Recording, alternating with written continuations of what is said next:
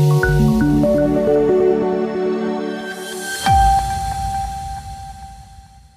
द्वारा महाराष्ट्र के राज्यपाल सीपी राधाकृष्ण को उपराष्ट्रपति पद का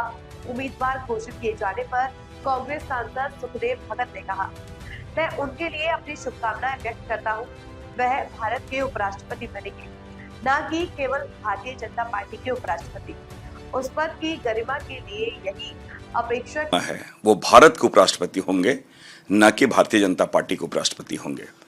और ये इसलिए मैंने कहा कि लोकतंत्र की खूबसूरती के लिए और एक उस पद की गरिमा के लिए हम यही अपेक्षा करते हैं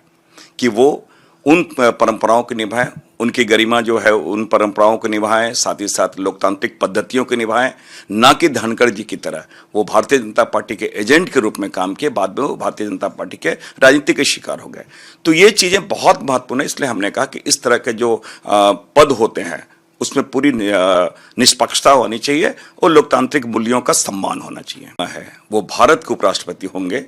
न कि भारतीय जनता पार्टी के उपराष्ट्रपति होंगे। और ये इसलिए मैंने कहा कि लोकतंत्र की खूबसूरती के लिए और एक उस पद की गरिमा के लिए हम यही अपेक्षा करते हैं